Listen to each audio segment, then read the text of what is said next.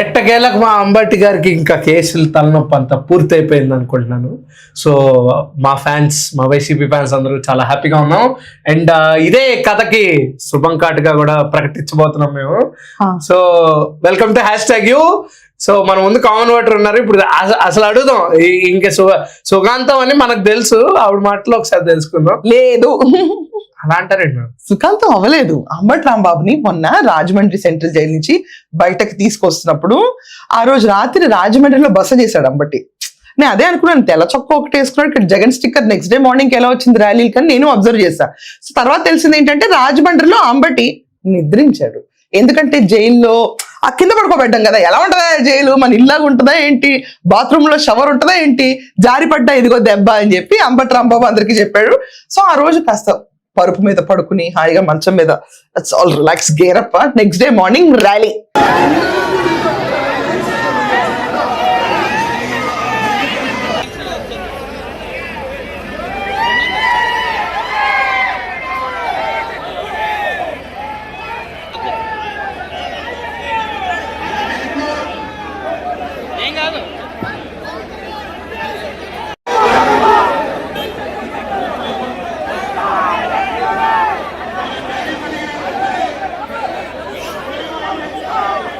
పోలీసులు చెప్పారు, అంబటి రాంబాబు నువ్వు ఇలా ర్యాలీలుగా వెళ్ళకూడదు, నువ్వు 30 నోటీసులు అమల్లో ఉంది, సెక్షన్ 30 అమల్లో ఉంది, సో నువ్వు ఇలా వెళ్ళకూడదు అంటే I want go in rally, is nothing more, I'm going, నా అభిమానులు ఎవరు ఆపుతారా అన్నాడు. ఏమైంది? మీరు ఎలవ చేస్తే కార్లు వెళ్తా, లేకపోతే ఇక్కడ నుంచి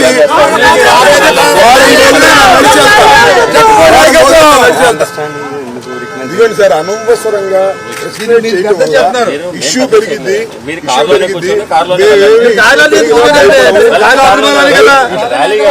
లేదు, మీరు వెళ్ళండి, కార్లోనే వెళ్ళండి.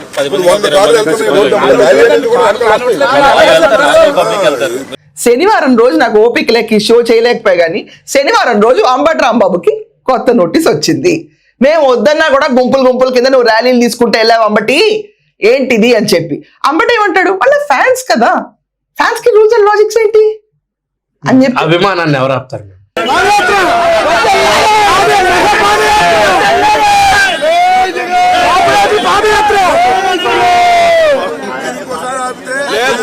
బాబు అభిమానాన్ని ఎవరు ఆపకర్లా, కానీ మనకి వేసే ఆ బంతిపూ దండ కోసం లిటరల్లీ ప్రతి జంక్షన్ దగ్గర కార్లు అడ్డంగా పెట్టేయటం, ట్రాఫిక్ అంతరాయం కలిగించడం, అంబటి రాంబాబు కారు కూడా బౌన్సర్ లాగా జనాలు ఏలాడతారన్న దృశ్యం చూడటం రాష్ట్రంలో, ఇదంతా ఒక రకంగా మేనియా ఉండే. సో అంబటి రాంబాబుకి మళ్ళీ నోటీస్ జారీ చేశారు. ఇప్పుడు ఆ జారీ చేసిన నోటీస్ పైన మళ్ళీ అంబటి పైన కేసు పడి అంబటి రాంబాబుని ఇన్వెస్టిగేట్ చేయాలని చెప్పి తీసుకెళ్తే మళ్ళీ స్టార్ట్.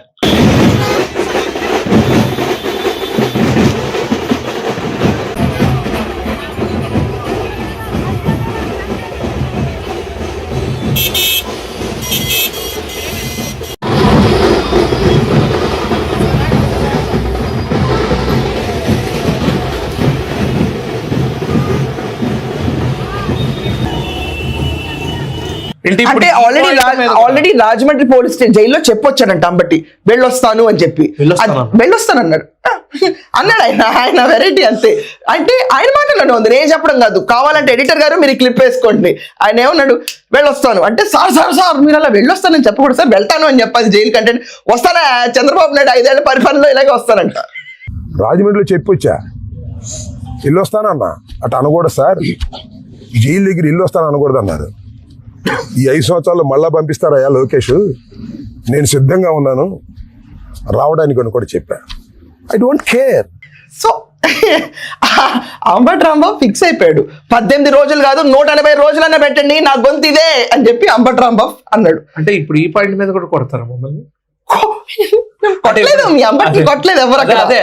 అంబటి ఏం చెప్పాడు, midnight 2:30కి నన్ను నిద్ర లేపారు గుంటూరు పోలీస్ స్టేషన్, లేపి పైకి బదా అన్నారు, తీసుకెళ్లి గంగా వెంకటేశ్వరరావు అనే కానిస్టేబుల్ పైకి తీసుకున్న తర్వాత కాళ్ళని ఇలా స్ప్రెడ్ చేశారు, స్ప్రెడ్ చేసి కొట్టడానికి ఇద్దరు రెడీ అయ్యారంట, కానీ వాళ్ళు కొట్టలేదు. ఏమనుకున్నారు, ఇట్టు కొట్టలేదు అని అంబటే చెప్తాడు. మళ్ళీ అంబటి రాంబాబు ఈ దెబ్బ కొట్టింది అనుకుంటున్నారేమో, కానే కాదు నేను బాత్రూంలో జారిపడ్డా అని చెప్తాడు. సో దెబ్బ చెప్తాడు, కాళ్ళు జడం చేసింది చెప్తాడు, కానీ కొట్టలేదు అంటాడు. 2:30కి నన్ను లెగ్గొట్టి కానిస్టేబుల్ గంగా వెంకటేశ్వర్లు పైకి తీసుకెళ్లారు. నేను కోర్టులో కూడా చెప్పా, ఇద్దరు కలిసి కొట్టడానికి ప్రయత్నం చేశారు. మళ్ళీ ఎందుకు అనుకున్నారో మరి తెలియదు, వెనక్కి వచ్చేసారు. కూర్చోబెట్టారు, కాళ్ళు పగలు తీశారు. ఇద్దరు కానిస్టేబుల్స్ కూడా ఉన్నారు, వాళ్ళు ఎవరో నాకు తెలుసు, పేర్లు కూడా తెలుసు.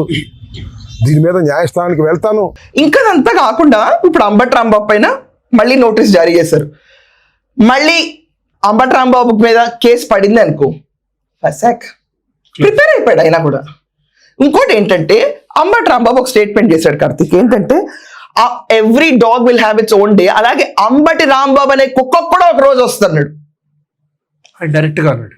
కానీ అనుకున్నాడు, ఎవరేమన్నా హలో అంబటి గారు ఎందుకు అలా అనుకోవడం? అంబటి రాంబాబు అనే కుక్కకి కూడా ఒక రోజు వస్తుంది అని అంబటి రాంబాబు అన్నాడు. నేను చెప్తున్నా, every dog has its own day.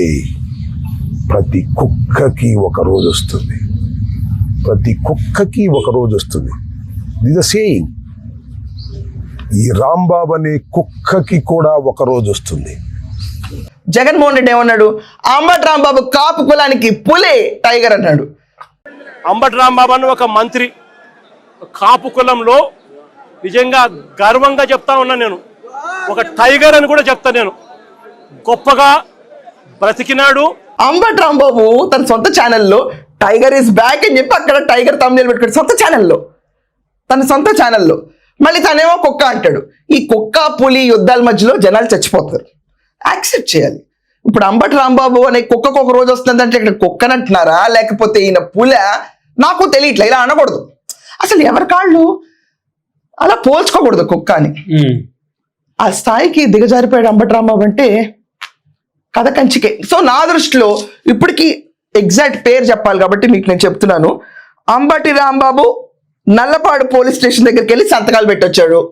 ఇది మనకున్న చర్య. ఇప్పుడు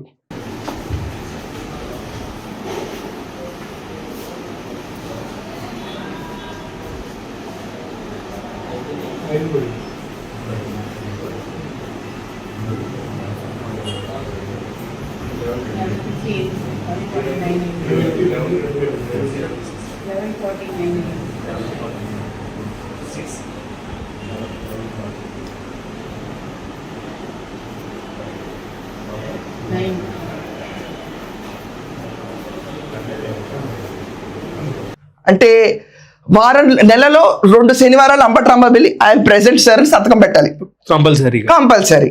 ఎందుకంటే బెయిల్ పైన బయట ఉన్నాడు, హెల్త్ వైజ్ బాగానే ఉన్నాడు, చికెన్ అంతేగాని.